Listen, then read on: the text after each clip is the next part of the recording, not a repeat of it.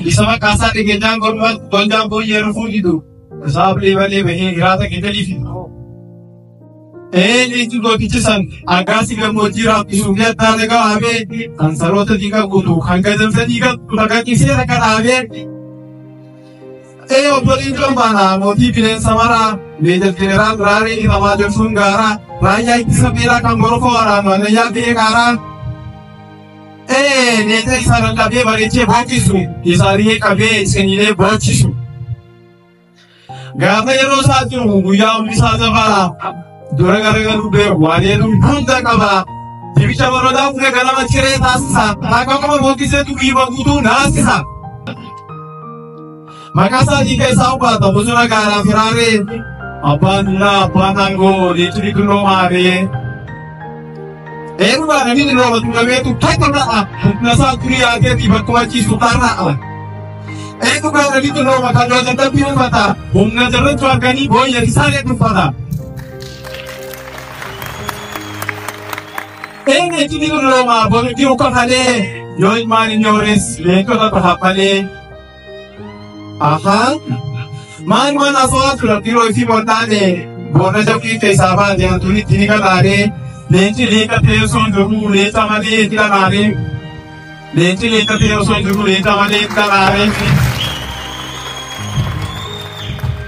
Ini pun anak buka kita, kenapa tu dia sirah? Lagi apa tu sinta kerja, apa bukan lagi apa yang kerjanya apa?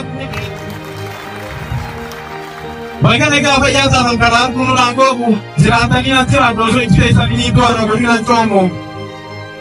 Ikan ada tu pokok melakukan tuan di kicap na, orang sakit itu yang rakyat yang mata, naga juga di fiti yang orang yang butuh mata. Romi mani jaket yang aku baca magar su, inti cang tadi berpiala kamatin dawan su. Mandi kena kata untuk bocor di kau dia tiga, gapa gerai teman anak satu rina tiga. Kama Kenya buat supaya gara Kenya berbeda, karena firung ke borong kada terkese najega. Kita Kenya tu kita mata Kenya berbeda, karena mau bayar tangan anak saya ini jera, karena aku bayar tangan anak saya ini jera.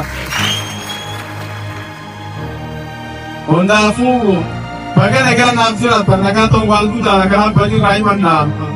Isapu kau waragabe, fulai farmasi mana.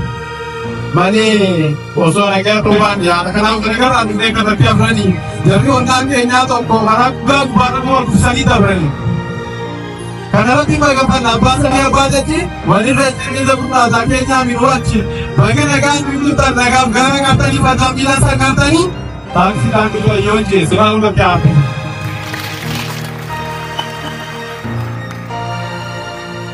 Aha. Ikhwani ke gua, mungkin sini sabar itu kaya dulu kan. Satu buku dia kita baca, mungkin gaul sini orang kerja zaman, gaul orang sesuanya desa ada jalan.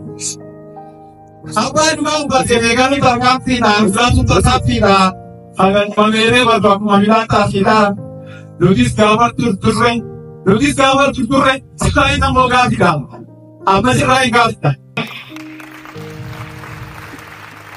Akami kaya YouTube roni kalatan, akami jaman yang susah poinnya kalatan, akami mana banyak yang kasih juga, akami kaya bahasa yang lagi juga, akami kaya bahasa yang lagi juga.